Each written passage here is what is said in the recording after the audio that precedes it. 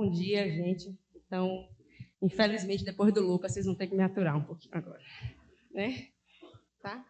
Bom, antes de mais nada, eu gostaria de agradecer à professora Fernanda o convite. Também, como o Ítalo, é muito bom ver de novo esse auditório cheio, e eu espero que a gente continue assim por todos os seminários, né? Esse trabalho que eu vou apresentar hoje, na verdade, assim, para quem não sabe, eu sou vinculada a 2 grupos de pesquisa do Instituto, o grupo de Física Teórica e Computacional, que é o GFTC, e o grupo de Líquidos Anisotrópicos e Polímeros, que é o GLAP. E esse trabalho que eu vou apresentar hoje, ele é vinculado ao GLAP. Tá? É um trabalho que a gente iniciou ainda na pandemia, fazia parte dos estudos de 2 alunas do grupo na época, que eram a Débora e a Helena, e a gente realizou esse trabalho em colaboração também com um membro do INCT de Fluidos Complexos. Tudo bom, Samuel? Né? Esse trabalho ele acabou dando origem a 2 artigos. O último deles foi publicado ano passado, e eu não sei por que motivo a gente nunca apresentou esse trabalho em nenhum evento. Aí, quando a Fernanda me convidou, eu falei, rapaz, é um momento oportuno para eu apresentar o trabalho, e como ele vai ser apresentado também o mês que vem num evento mais importante, eu falei, é uma oportunidade boa para eu lembrar o que é que a gente fez, né, e treinar. Então, vocês vão ser um pouco minhas cobaias hoje. Tá? Também, como a Fernanda pediu, a ideia é que a gente tivesse um momento mais descontraído, que vocês pudessem interferir mais, sem essa formalidade de seminário. Então, eu busquei fazer no começo aqui uma revisão sobre cristal líquido, porque eu não sei se todo mundo aqui já ouviu falar ou conhece, e aí vocês ficam à vontade para interromper. Tá? Bom, a gente está particularmente interessado, eu, no meu caso, eu particularmente estou interessada na investigação de transições de fase que envolve essa fase aqui, essa fase esmética. Tá? Eu acho que o grupo da gente, se não único, é um dos poucos no país que trabalha investigando transições de fase envolvendo esse tipo de fase. Nesse trabalho, a gente se concentrou numa fase esmética C, e essa fase, a origem microscópica dela ainda é um motivo de discussão ainda na literatura. Então, a gente usou como base uma teoria molecular proposta por esses 2 autores, mas, como vocês vão ver, essa proposta, esse modelo, nessa teoria molecular, ela tem algumas deficiências ou dificuldades, e o que a gente fez foi adaptar essa teoria, e a gente propôs um modelo microscópico que pudesse analisar as transições de fase envolvendo as 3 principais ou mais comuns fases líquido-cristalinas, no bulk, tanto na ausência quanto na presença de um campo externo.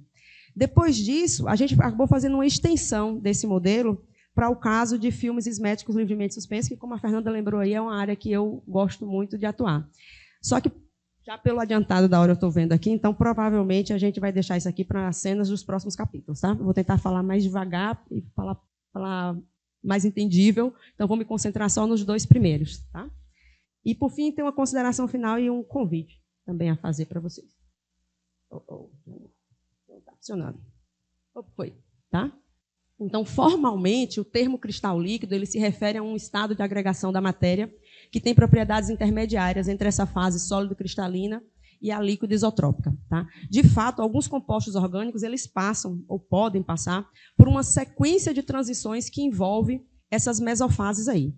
Os cristais líquidos eles têm anisotropia em suas propriedades ópticas, elétricas, magnéticas, como um sólido cristalino, mas, ao mesmo tempo, tem algumas propriedades tipo líquido, como, por exemplo, a capacidade de fluir. Tá? Apesar, e é muito comum até a gente da área, falar em composto cristal líquido, a gente tem que se lembrar que não se trata de um composto. O nome cristal líquido ele denota um estado de agregação da matéria. Mas não vai ser incomum aqui, várias vezes no seminário, eu falar o cristal líquido, como se fosse um composto. Tá?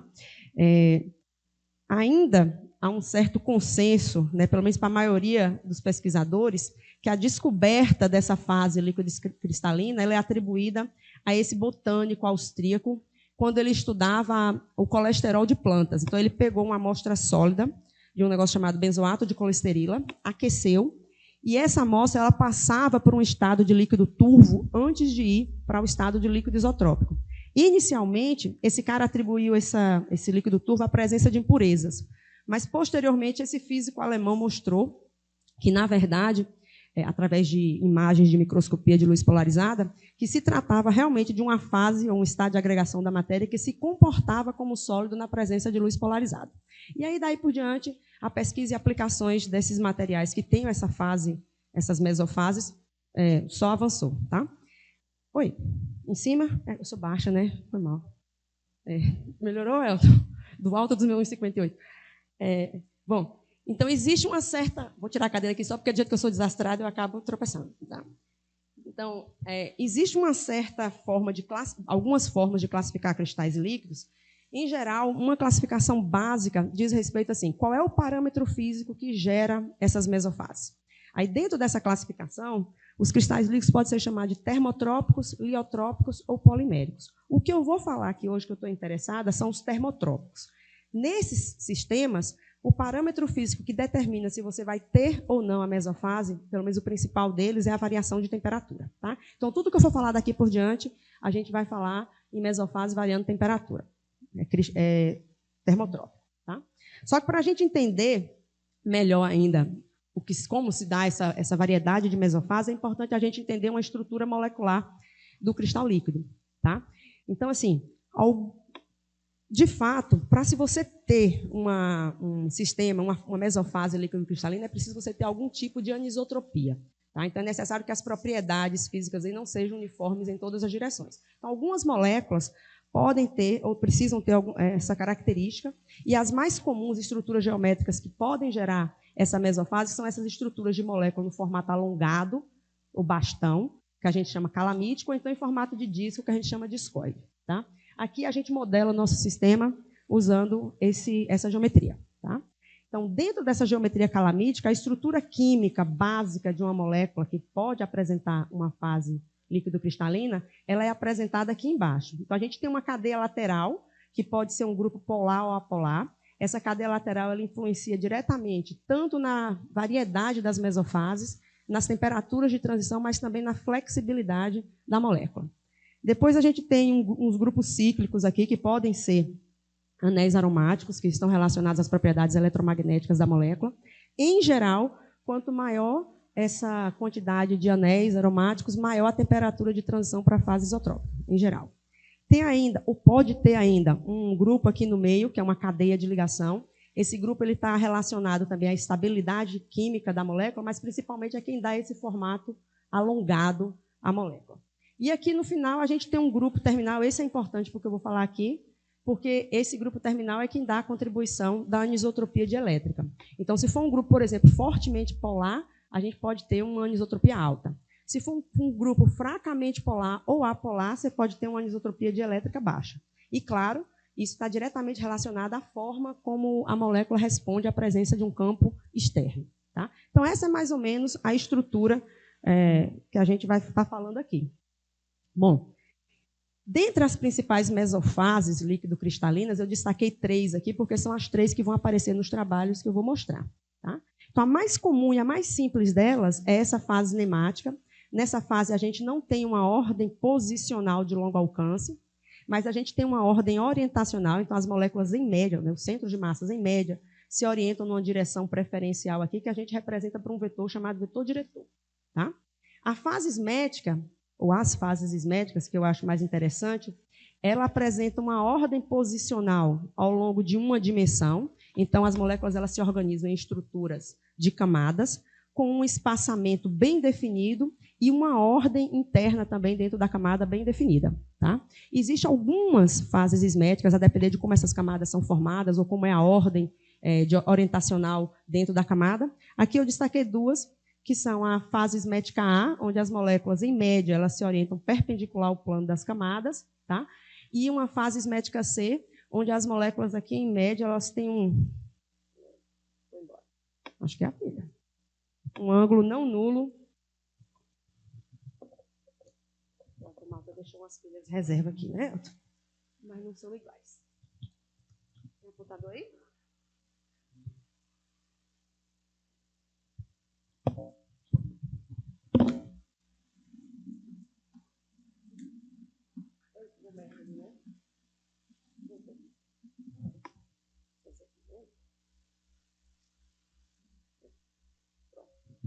E a fase ismética C é uma fase em que as moléculas elas têm um ângulo não nulo aqui em relação ao plano das camadas. Esse ângulo é chamado ângulo de inclinação, e a gente vai ver que ele é importante aqui para os resultados que eu vou mostrar. Tá? Esse ângulo tem uma forte dependência com a temperatura, e uma coisa que é importante lembrar, que eu não mencionei, mas é importante lembrar, que esses grupos cíclicos, junto com essa cadeia de ligação, formam o que a gente chama de parte rígida da molécula, e o comprimento dessa parte rígida é de fundamental importância para a gente entender as transições de fase.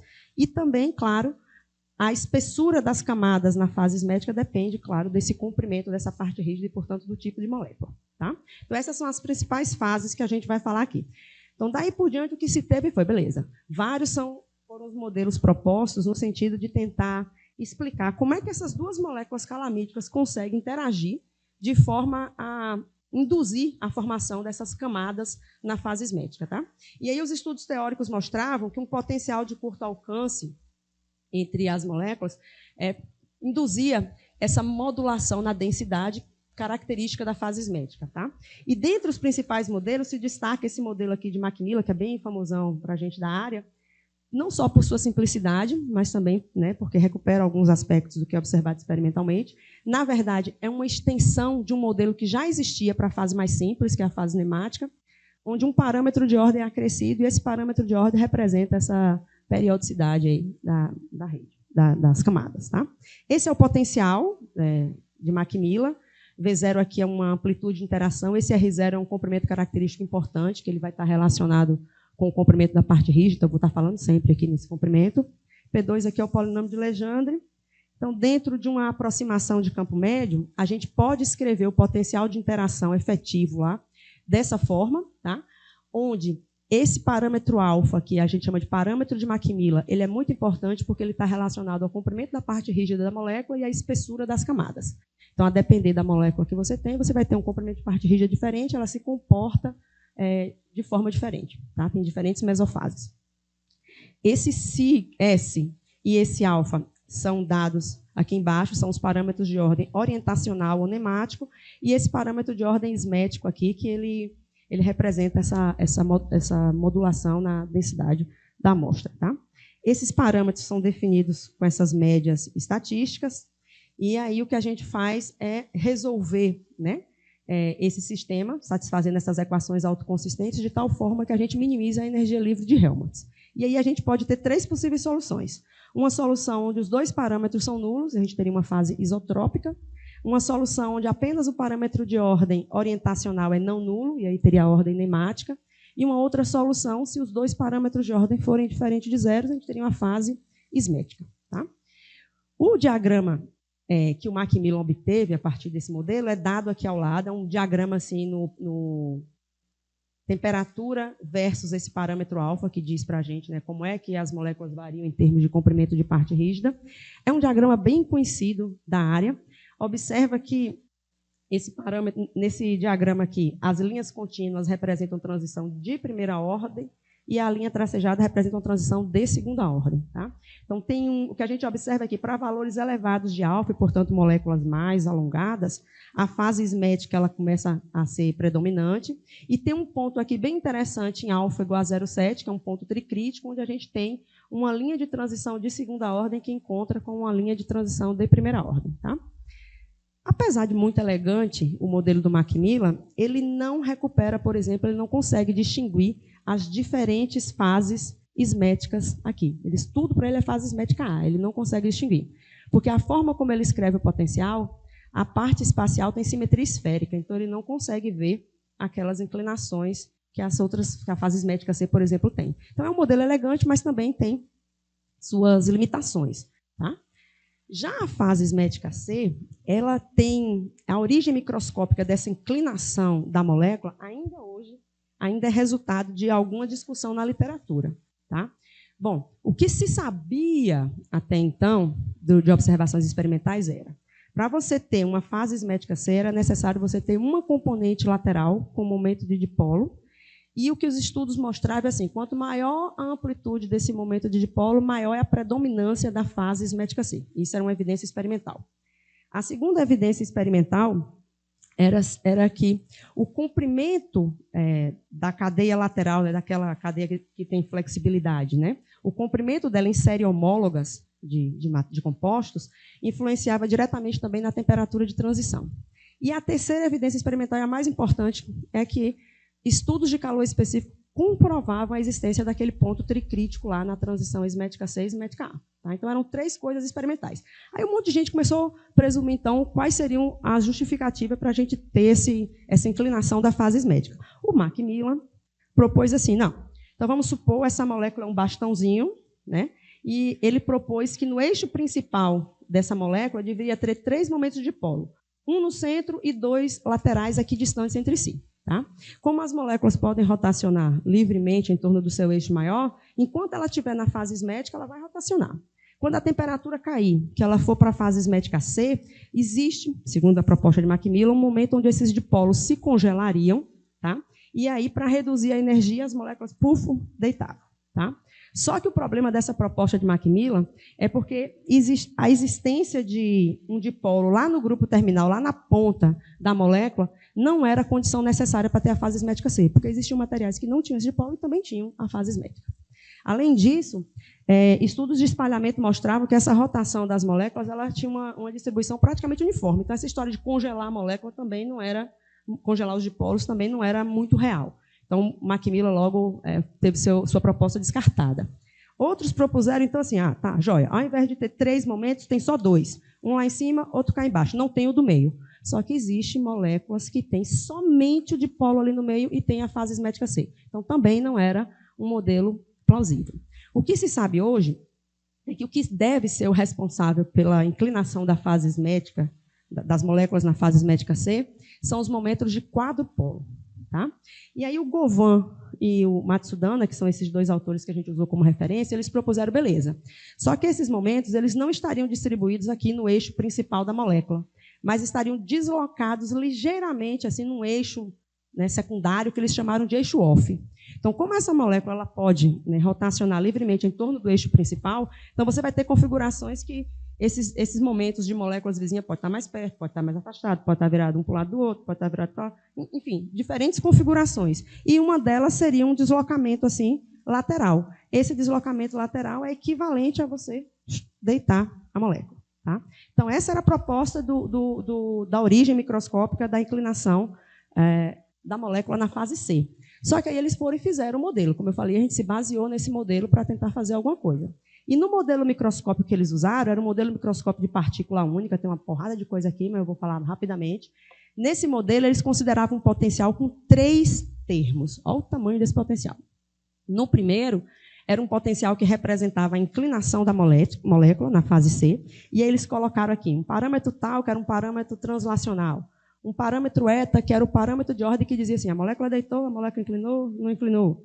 Esse parâmetro beta ele é importante. Esse parâmetro beta aqui ele diz assim, qual é a disposição dos momentos na molécula e, principalmente, qual é a intensidade. Lembra que os estudos experimentais diziam assim, maior intensidade dos momentos, maior predominância da fase C. Era o que o estudo dizia.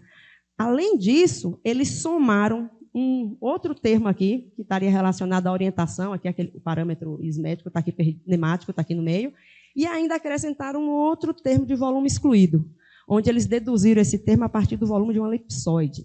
Aí esse parâmetro gama aqui seria um parâmetro relacionado a esse volume, essas dimensões do elipsoide. Então, perceba que é um modelo cheio de parâmetro, bem complexo, e quando a gente tem muito parâmetro para analisar, ele fica mais complicado.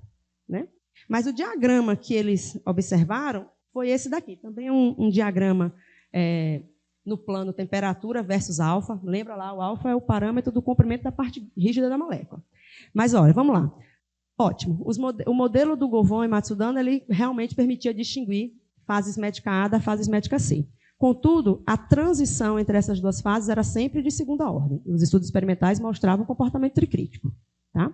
Além disso, eu não sei se espertamente ou foi displicência, mas o gráfico não mostra para valores de alfa menores, ou seja, moléculas com menor comprimento da parte rígida. Então, em alfa 0,7, a gente não sabe se tem aquele ponto tricrítico já é observado, já é bem estabelecido.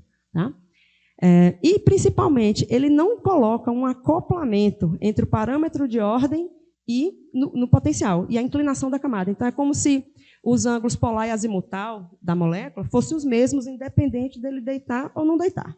Tá? Então, o modelo tinha algumas deficiências e dificuldades, e o que a gente fez foi o seguinte: bom, a gente já tinha uma experiência em tratar a transição de fase envolvendo a fase ismétrica A, né? Mas a gente não tinha feito nada ainda em fase ismétrica C. Então, o que a gente fez? Bom, vamos tentar adaptar o modelo dos caras para tentar ver se a gente consegue recuperar o que é observado experimentalmente. Inicialmente, a gente fez isso no bulk, depois a gente aplicou o campo e depois a gente estendeu para o caso de filme, né, estratificado. E aí foi isso que a gente fez. Então, o modelo que a gente propôs também é um modelo de partícula única. Tá? O nosso vetor diretor a gente colocou aqui no plano XZ. O eixo principal da molécula é representado aqui por um vetor A, e que faz um ângulo φ, né, o ângulo de inclinação em relação ao vetor diretor, que pode ser escrito em termos aqui dos demais ângulos, desse jeito. Um ângulo φ, perdão, escrito em função do ângulo de inclinação. Tá? O nosso potencial ele é dado dessa forma aqui. Então, a gente tem um primeiro termo, que é o tradicional potencial lá que Macmillan propôs para as fases ismétricas, mas que não recuperava a fase ismétrica C. E aí a gente acrescentou o termo de inclinação, só o de inclinação. Não pegamos o volume excluído, não pegamos o outro termo lá do modelo do Govan, não. Só pegamos o termo de inclinação. Tá? Então, só para lembrar, aqui os parâmetros de ordem são S, sigma, nemático, ismétrico A, e aqui a gente tem um parâmetro de ordem de inclinação que a gente chamou de eta, né? O B, de novo, é a disposição dos dipolos e quanto que esse dipolo é mais ou menos intenso, mas qual foi a grande sacada aqui que a gente fez? A única coisa que a gente considerou foi o fato que, lembra o parâmetro lá de Macmillan que está relacionado com o comprimento da parte rígida da molécula? O que a gente fez foi considerar assim, ó, quando a molécula deita, que ela inclina, a espessura da camada ismétrica altera, né? Então, quando a molécula está lá perpendicular na fase ismétrica A, a espessura da camada tem um certo valor, né? Se você deita a molécula, a espessura da camada altera. O que a gente fez foi reescrever o parâmetro alfa, considerando que a espessura da camada variava com a inclinação da molécula. Então, a gente reescreveu o parâmetro de Macmillan em função do que ele tinha antes, mas colocou um acoplamento aqui com a inclinação. Só isso que a gente fez. Tá? Feito isso, de novo, a gente tem lá os parâmetros de ordem do modelo agora, que são os três: nemático, ismétrico, vou chamar de ismétrico A, tá? Ismétrico A e o ismétrico C, mas no fundo é assim: ordem orientacional, né, modulação na camada e inclinação da molécula. São esses três parâmetros. Tá? Claro, os parâmetros de equilíbrio são soluções da equação autoconsistente que minimiza a energia livre de Helmholtz, e aí é bom fazer um parêntese aqui, porque às vezes a gente passa uma vida fazendo um trabalho e é um erro besta que a gente não consegue achar o melhor resultado. A gente tinha uma experiência já nos filmes ismétricos, um trabalho em colaboração com o professor Leonide Mirante Seve, que ele tinha feito um trabalho e ele não conseguia recuperar as transições de fase em filmes para filmes longos, né? Para filmes longos. Não conseguia. Os resultados dele batiam com os experimentais quando o filme era fino, mas quando o filme ficava grande, o resultado do professor Leonide abria. E aí, na época, foi o mestrado do professor Asqueri. O que eles fizeram foi o seguinte: o único erro é que, ao fazer o cálculo da energia livre de Helmholtz, o trabalho do professor Leonide não teve o cuidado de ter certeza que estava pegando um mínimo global. Ele pegava um mínimo local. Aí ele não estava pegando a transição de fase exatamente onde devia ter. Funcionava bem quando o filme era fino, mas quando você ia para filme espesso, aí o negócio desandava. Tá? Então, o que o professor Asqueri fez no trabalho de mestrado dele foi refazer esse trabalho tomando cuidado de ter um mínimo global e não local. E aí o trabalho bate certinho, assim, a transição por redução de camada é perfeita em filmes finos e espessos. Os resultados são bem próximos do experimental. Então, em todo esse trabalho, a gente sempre tem o cuidado de pegar soluções que minimizem a energia livre de Helmholtz, mas tomando cuidado para pegar o mínimo global. Tá? E daí, agora, a gente tem 4 possíveis soluções. A fase isotrópica, todo mundo nulo. A fase nemática, só o parâmetro nemático aqui não nulo. E a ismétrica C aqui, se os 3 forem diferentes de 0. E foi isso que a gente fez. Tá? A metodologia é sempre a mesma. Bom, a partir de agora eu vou usar aqui como referência uma molécula que a gente chama de Dop-Hope, sabe? Essa molécula, a gente sabe que ela tem a fase ismétrica C. Então, a gente pegou os parâmetros dela, né? O parâmetro a cara dela é essa aqui, ó. Esse alfa0 é o parâmetro de Macmillan, que relaciona-se ao comprimento da parte rígida, e esse beta é a disposição e a intensidade dos momentos dessa molécula. E o que a gente fez foi o seguinte: a gente pegou a energia livre de Helmholtz e analisou ela em função do ângulo de inclinação da molécula para 3 valores diferentes da temperatura. Lembra que eu estou com termotrópico, tá? 3 valores da temperatura, e aqui eu normalizei em função da temperatura de transição esmética C e esmética A. Então, o que a gente observa é que para a temperatura maior ou igual à temperatura de transição, que é essa linha vermelha, essa linha azul aqui, o mínimo na energia livre de Helmholtz se dá exatamente no ângulo de inclinação 0. Se você vai para uma temperatura mais baixa do que a temperatura, ou ligeiramente mais baixa, esse mínimo aqui na energia livre de Helmholtz já vai para um valor finito do ângulo de inclinação. Isso é típico de uma transição de segunda ordem. Tá? Aí, assim, é difícil olhar assim nessa cor. Tá? Então, vamos olhar o parâmetro de ordem em função da temperatura. Aqui, agora, eu escalei com a temperatura de transição nemático-isotrópico, porque eu queria ver todas as transições. Tá? Então, se a gente olhar, observe que o parâmetro de ordem esmético C ele vai continuamente a 0 à medida que a temperatura aumenta, o que indica uma transição de segunda ordem. Tá? Se a gente aumentar ainda um pouco mais a temperatura para esses valores de alfa, a gente tem uma mudança abrupta do parâmetro de ordem esmético A, o que indica uma transição para a fase nemática de primeira ordem. E se a gente aumentar ainda até a temperatura de transição nemática isotrópica, a gente observa também que o parâmetro de ordem nemático vai a 0 também de forma abrupta, também indicando aqui uma transição de primeira ordem. Tá? Se a gente agora pegar o ângulo de inclinação da molécula e ver em função da temperatura agora, para moléculas de tamanhos diferentes, né, de comprimentos de parte rígida diferente. O que a gente observa é assim, para moléculas menorzinhas, né, com um alfa mais baixo, esse ângulo de inclinação vai continuamente a 0, o que indica que ele vai para a fase esmética A através de uma transição de segunda ordem. Mas se a gente pegar um alfa grande, olha como é que o ângulo de inclinação ele vem caindo, depois ele cai a 0 na temperatura de transição para a fase esmética A. Então, é uma transição de primeira ordem. Então, o que a gente observa é uma mudança na natureza de transição a depender do comprimento da molécula. Olha o comportamento tricrítico que a gente não tinha no modelo anterior, entre a da fase esmética C e esmética A. Tá? Aí a gente fez isso com uma porrada de análise de parâmetro de ordem, para uma porrada de alfa, uma porrada de temperatura, e, claro, a gente queria saber qual era a influência lá daquele beta, que eram os arranjos do dipolo. E o que a gente fez foi o diagrama de fase para diferentes valores daquele parâmetro lá do dipolo. E, de novo, o que a gente consegue mostrar é que, à medida que esse beta aumenta, a fase esmética C vai se tornando mais evidente, como os dados experimentais mostravam. Tá? Além disso, o ponto tricrítico lá em alfa 0,7, entre as fases esmética A e a fase nemática, também é recuperado, coisa que o diagrama de fase do Govan lá não mostrava. Mas tem um ponto mais interessante ainda, que é esse ponto aqui em cima, que é o ponto onde essa linha de transição de segunda ordem intercepta uma linha de transição de primeira ordem. Não é um encontro de duas linhas assim, não. O encontro de duas linhas assim é um ponto tricrítico, ele está aqui. Esse ponto aqui, ele tem um nome chamado ponto crítico terminal, tá? Que é o ponto onde essa linha de transição de segunda ordem cruza, né, intercepta uma linha de transição de primeira ordem. E o que a gente observa é que, à medida que esse beta vai aumentando, esse ponto crítico terminal aqui ele vai descendo, porque a fase esmética A vai sendo suprimida, e a gente passa a ter só uma fase esmética C, quando você tem um beta bem grande, que é o que os trabalhos experimentais sugeriam. Tá? Então, perfeito. Nosso modelo microscópico da fase esmética C recuperava o que os experimentos mostravam, mas agora é interessante saber qual era a influência de um campo. Afinal, a gente sabe que as maiores aplicações que envolvem sistemas líquido-cristalinos envolvem a sua influência com o campo externo. E aí o que a gente fez? Então tá bom, vamos pegar nosso modelo velho de guerra e agora vamos acrescentar um termo de campo. Então o que a gente fez foi exatamente isso.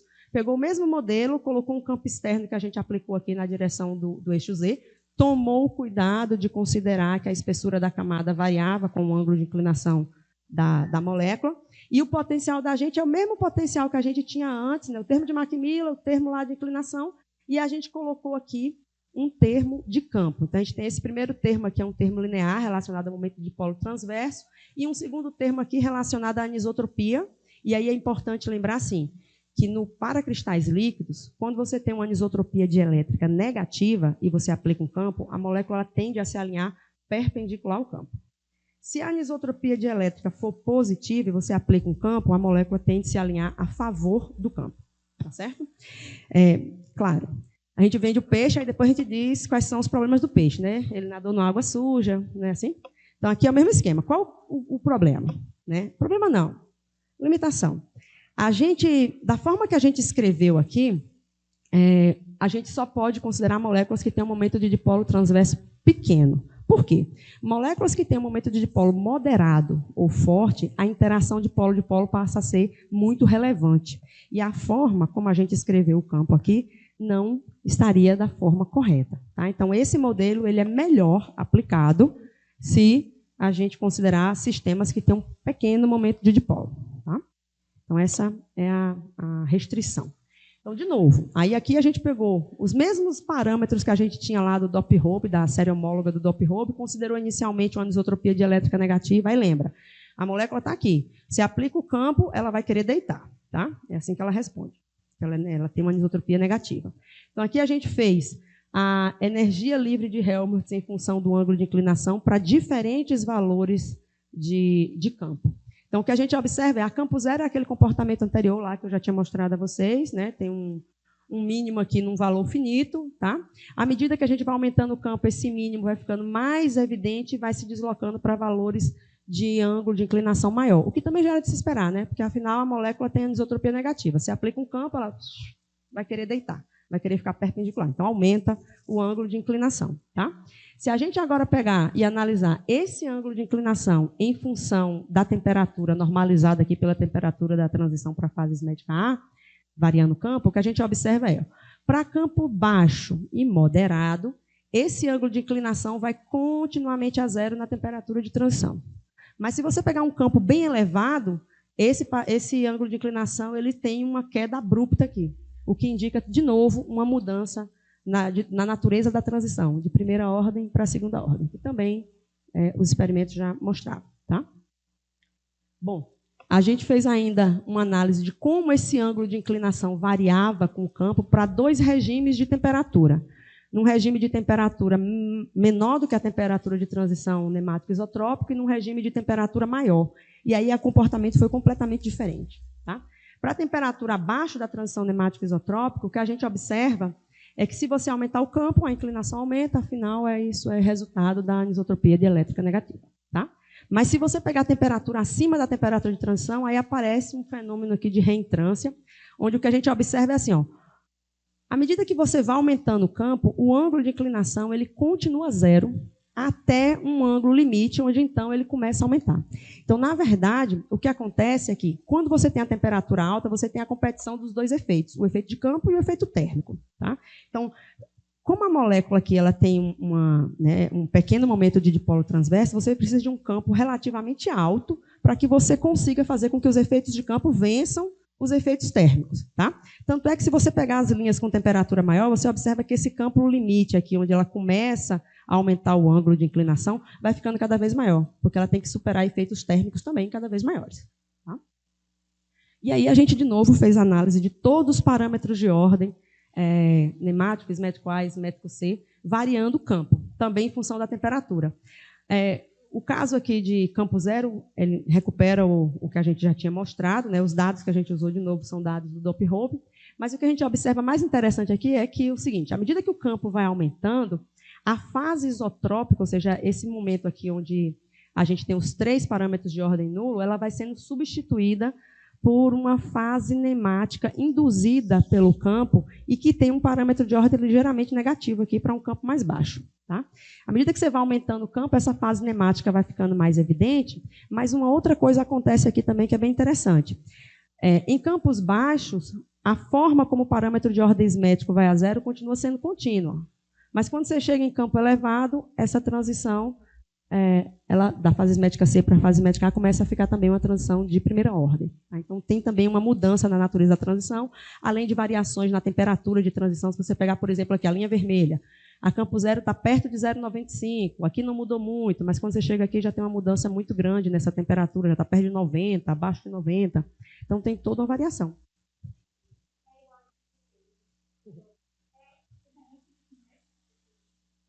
A gente aplica um campo nessa intensidade e vê como é que o sistema responde.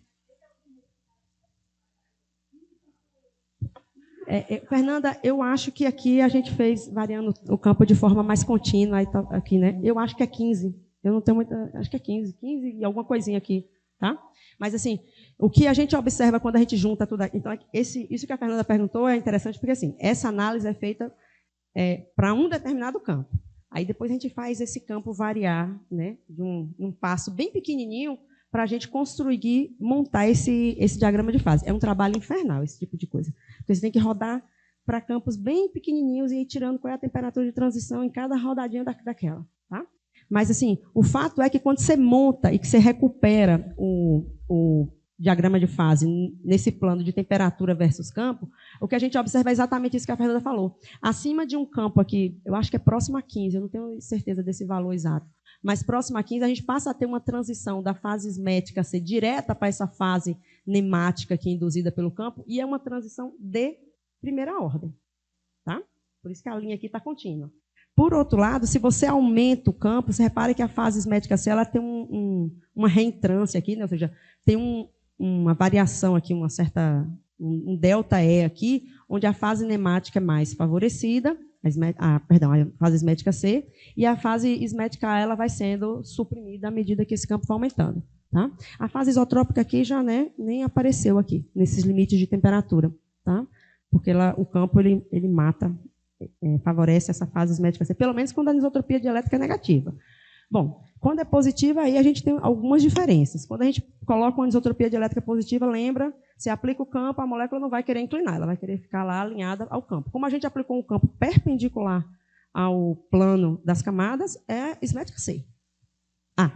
Esmética A, perpendicular. Tá? Então, de novo, a campo zero aqui é o que a gente tinha antes. À medida que você vai aumentando o campo, o que acontece agora é que a gente passa a ter uma fase nemática, que a gente chama de fase nemática residual, porque começa a sobrar um parâmetro de ordem aqui nemático. Tá?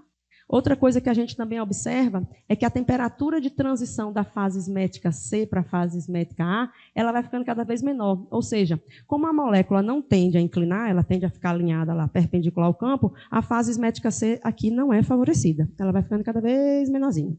Tá? Se a gente juntar isso de novo num diagrama de fase, aí a gente tem um diagrama dessa forma aqui. De novo, aqui é o plano temperatura versus campo. Então, observe que, à medida que o campo aumenta, tem uma região aqui onde você tem fase esmética C, mas para campos elevados, como a anisotropia dielétrica é positiva, a fase esmética C vai perdendo vez, né? Enquanto que a fase esmética A aqui vai ficando cada vez mais predominante. E surge ainda uma fase nemática residual aqui no limite intermediário de campo e valores altos de temperatura, que é indicado quando a gente olha para o diagrama de fase, para a análise do parâmetro de ordem, a gente vê esses vestígios aqui dessa fase residual. Tá? Bom, então, eu tenho tempo, Fernanda? Meio-dia, o povo quer almoçar, o RU já vai fechar. Então, o próximo passo seria mostrar os filmes esméticos livremente suspensos, mas eu acho que é um estudo grandão, é bom a gente não assustar o povo no primeiro seminário, né? Então, eu acho que eu vou deixar essa parte, mas a gente fez uma extensão para esses filmes. Os filmes esméticos são super interessantes, porque eles... Primeira coisa, né? O que são filmes esméticos? São cristais líquidos nessa fase esmética, ela forma esses, como se fossem camadas bidimensionais, que são chamados livremente suspensos, porque não tem substrato sólido para ancorar a amostra. Então, o que estabiliza o filme, na verdade, é a tensão superficial aqui na interface filme-gás. Para fazer esse filme, os meninos do laboratório aqui já fizeram eles. Tá? A gente pega o material na fase esmética, arrasta ele em cima de uma placa dotada de um orifício. Quanto maior o orifício, mais fino o filme. E esse filme é estável, não sei se por semana. Quanto tempo de estabilidade desses filmes, Nilton?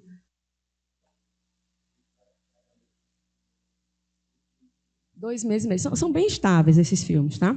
E, assim, nas bordas do orifício formam um meniscozinho que serve de reservatório. Uma característica interessante desses filmes é assim, quando você aplica a temperatura ou o campo, esses filmes passam por uma transição de redução de camadas. Então, por exemplo, você pega um filme de 15, ele vai 15, 13, 6, vai diminuindo as camadas. Mas o mais interessante é que o derretimento do filme não acontece de fora para dentro, mas de dentro para fora.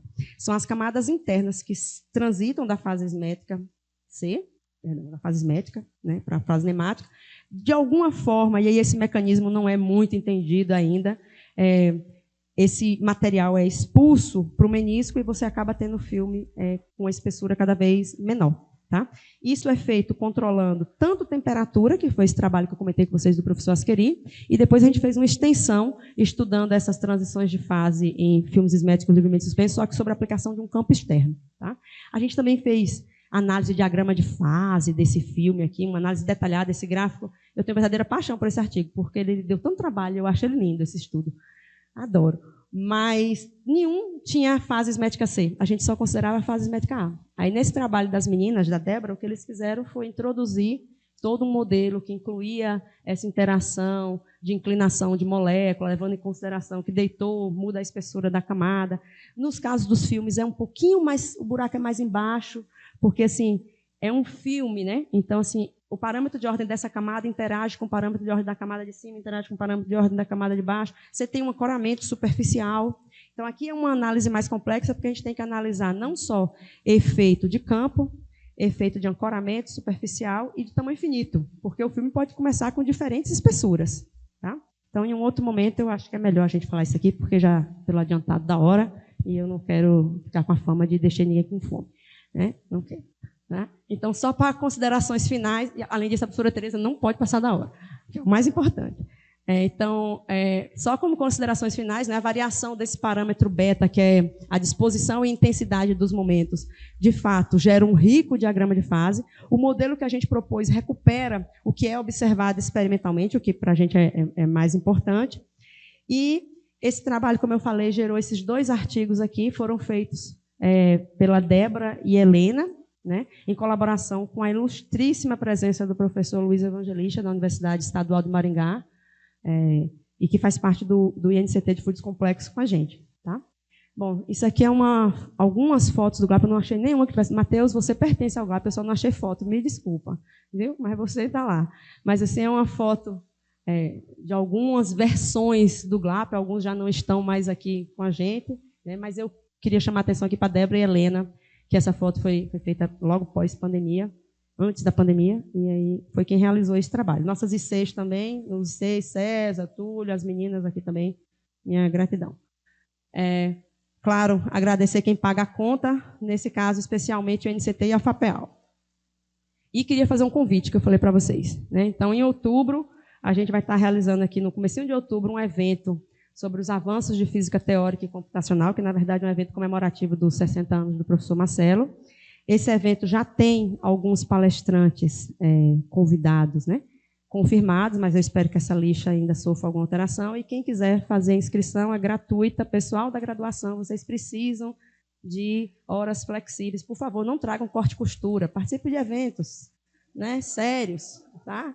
É difícil a gente, na coordenação, aprovar corte e costura, evento online, no raio que eu parta. Né? Então, assim, esse é de graça. Tá?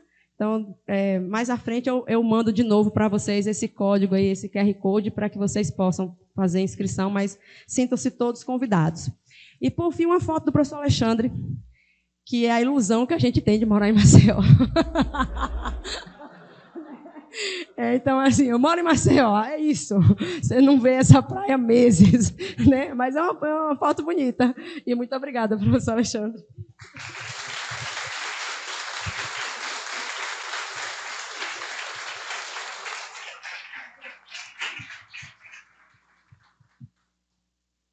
Muito obrigada, professora. Perguntas?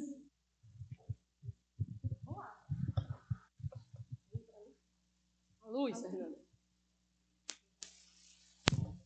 Todo mundo com fome, tá vendo? Por isso que eu falei, não pode passar de meio-dia.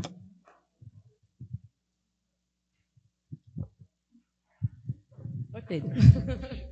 Pergunta de experimental, né? Eu não vou saber responder, mas tudo bem. Vai, certamente. É bem simples. Desses tipos de cristais que você citou, apresentou, quais os mais utilizados nas aplicações do dia a dia, né? Tela de celular, TV, que fazem... No caso do display, em geral, tem que ser cristal líquido que tem a fase nemática, né? Porque a aplicação para display. Esses que apresentam fase esmétrica, que tem maior variação com o campo, os estudos, pelo menos, apontam mais em direções à aplicação do tipo modulador, filtro de alto desempenho, modulador óptico, então é mais nessa aplicação. Mas um cristal líquido específico, assim, cristais líquidos na fase nemática vão para...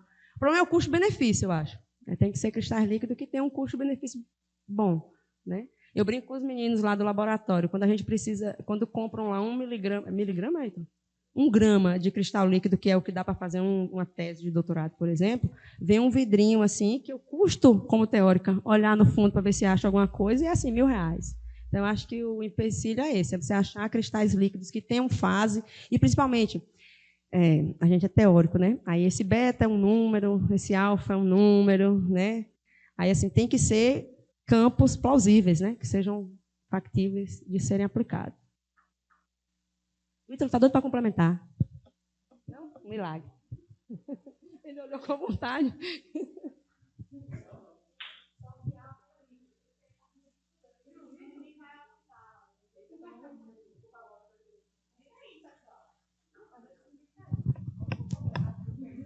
Professora, como depende da temperatura? A senhora acha a senhora mostrou muito parâmetros que dependem da temperatura. Isso, ali. isso. A senhora acha que o módulo vibracional pode mexer naquele parâmetro alfa da senhora lá? Sim, sim. Sim, você fala deitar, né? A molécula. Deitar também tem espessura, né? Que a senhora falou. É exatamente isso. O que a gente fez foi um acoplamento. A gente já fez foi um acoplamento. Assim, a gente definiu a mudança de camada dependente da inclinação, que os outros não faziam. Tá? E óbvio que essa inclinação da camada depende de modos com a variação da temperatura. Mas o grande diferencial foi esse. Eles consideravam que, assim, independente da inclinação, se a molécula está assim ou está assado, a camada tem a mesma espessura. E não tem. Né? Quando ela deita, a espessura muda. E, além disso, tem aquela camada, o grupo lateral ali, é um grupo flexível, que pode ser polar ou apolar. Mas, assim, ela pode dobrar dentro da cadeia. Né?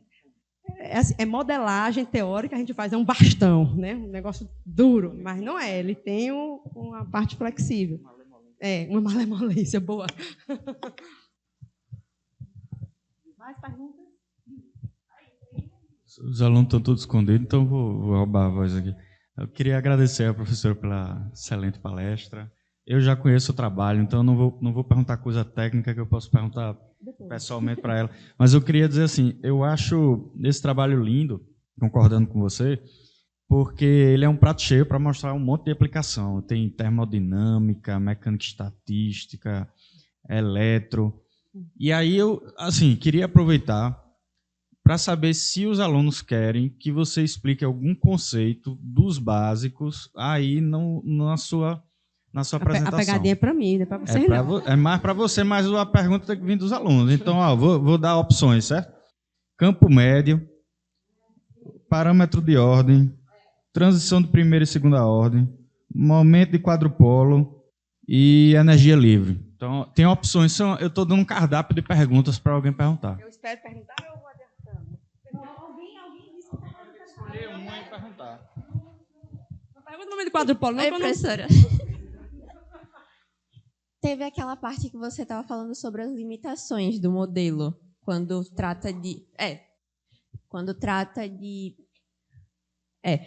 falando de que ela é bom para pequenos momentos de dipolo.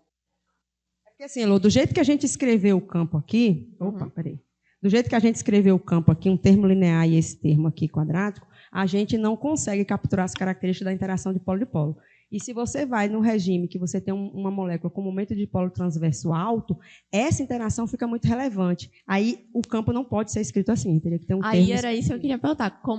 Vocês têm alguma perspectiva de como que seria Eu acho que a gente tentou, não lembro mais. Esse negócio foi começado em 2019, sabe? Eu não lembro mais, mas eu acho que ficava computacionalmente mais complicado. Deve ter sido isso.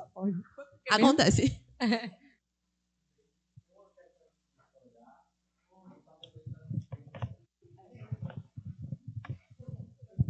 Né? Aí a interação de polo tem que ter naturalmente, ela em longo alcance tem interação com a distância. E aí a gente não consegue resolver.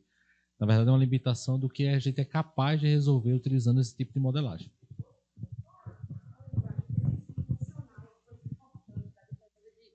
Sem campo, Heloísa. Quando a gente fez ele no bulk lá, sem campo, a gente considerou que ao longo da amostra, o ângulo de inclinação não variava também. Né? Né? Não, a gente considerou isso. E aí, assim, é tudo meio que média. O que o Sérgio falou aí de campo médio, é tudo meio que média. Essa ilustração é uma ilustração. As moléculas não estão assim, travadas, todo mundo para lá, né? Então, uma para cá, uma para cá, uma para cá. Então, na verdade, são ângulos, valores médios, né? E você faz uma aproximação do tipo assim, enxerga um negócio aqui e amplia como se fosse. Você sabe disso que você fez campo médio também. O Igor também quer fazer uma pergunta. E só complementando, quando a gente vai, por exemplo, para filme, que eu não falei, aí por que o filme, se é mais, se o buraco é mais embaixo? Porque no filme a gente tem que ter um cuidado maior, porque assim, a gente tem que considerar um perfil do ângulo de inclinação, que é isso que eu falei. Ao longo do filme, como você tem ancoramento superficial, e a gente considera um ancoramento superficial de curto alcance, então ele só atua na primeira e na última camada do filme. Então é óbvio que o ângulo de inclinação dessas camadas estão sujeitos a esse ancoramento de forma diferente do que o centro da camada do filme. Tá? Então a gente tem que considerar um perfil, ou seja, como é que o ângulo de inclinação varia de uma ponta a outra no filme. Aí a gente teve que acrescentar esse perfil, onde a gente considera um perfil associado ao bulk, que seria a parte central do filme, uma inclinação associada à superfície, que depende da temperatura. Porque aí, claro, tem a estabilidade lá em cima, a tensão superficial, né, que são os modos que você mencionou. Igor? Bom dia, obrigado pela palestra, professora. Pegando o gancho do professor Sérgio aqui que ele fez... Do Polo eu não... Eu queria saber, porque eu não sei o que é uma transição de primeira e segunda ordem sim. E a diferença entre isso. as Você não duas. pagou transição de fase ainda, né? Nossa, mas não. vai pagar, tá? Isso Vai aí, pagar. isso Em algum momento aí da pós vai pagar, né? Porque o Igor já está saindo. Então, assim, na verdade, Igor, a gente usa uma teoria chamada Landau de Gênesis, né? Que é uma teoria onde a gente escreve a energia livre do sistema em diferentes termos, assim. E aí, quando a transição... Assim, tá, claro, o parâmetro de ordem. O parâmetro de ordem é essa grandeza, tá? Que, quando a gente muda de fase, ela sofre uma alteração que pode ser contínua ou não contínua. Tá? Quando a alteração no parâmetro de análise do sistema é feita de forma contínua, a gente diz que a transição é de segunda ordem. Deixa eu pegar um gráfico de energia, que talvez seja mais fácil falar. E o gráfico de energia tem essa característica aqui. Tá? O mínimo em temperatura acima da transição dá em zero, e o mínimo abaixo da temperatura, o mínimo global, dá num valor finito. É como se você pegasse assim, ó, na fase mais ordenada, o mínimo global vira um máximo na fase desordenada. A cara da energia livre de Hamilton é um negócio assim. Tá? Quando você tem uma transição de primeira ordem, ela tem uma cara diferente. Você pode analisar fazendo a análise da energia livre, ou você pode fazer do parâmetro. Eu, particularmente, prefiro do parâmetro, acho mais direto. Por exemplo, sistemas magnéticos, qual é o parâmetro que a gente usa? A magnetização. Ele é o parâmetro de ordem. Se ele for de forma contínua, a energia livre vai ter essa cara aqui. Né? Que é você ter um mínimo global na fase ordenada que vira um máximo na fase desordenada. Tá? Se ela for de primeira ordem, a energia livre tem outra cara, porque é uma expansão diferente de diferentes termos. Okay. É uma teoria toda por trás. Eu acho que eu comecei a ver uma parte desse magnetismo. Você não está pagando magnetismo, Marcelo, não? Vai ver. Acho que na última aula eu comecei a ver isso. Pronto. Mas é isso. Primeira e segunda ordem é a forma como a energia varia. Obrigado. E aí tem características diferentes no parâmetro. O resto das perguntas o professor Sérgio responde.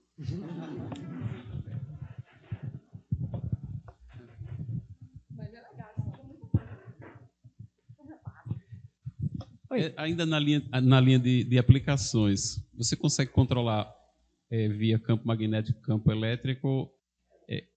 Esse modelo é anisotropia dielétrica. Tá, mas provavelmente deve ser possível controlar via campo magnético. Não sei. Qual é a minha pergunta? É uma das aplicações para armazenamento de dados. Se conseguir modular, mexer nessas orientações, e se isso pode ficar congelado, quanto tempo fica congelado? Pensando em armazenamento de dados. Você faz, modula com uma informação, mexe ali no ordenamento das camadas, né, nos dipolos, e aquilo fica congelado ou não, né? Uhum. Se pode ficar, quanto tempo, se tem alguma aplicação nessa linha, ou se não tem, por que não tem? Isso, porque você precisa de um campo do cacete. Sabe qual é o maior medo de teórico? Aproveitando já que o Sérgio fala, né? Que o maior medo de teórico é quando alguém pergunta assim, aquele campo 2 ali, quanto é aquilo em kilovolts por centímetro? É o maior medo de física teórica, né? Porque tudo é 1, todos os parâmetros são 1, né? Constante de Boltzmann é 1, temperatura é tudo, tá? Mas, de fato, campo magnético ia precisar realmente de como diz Newton, ia precisar de uma estrela de Newton.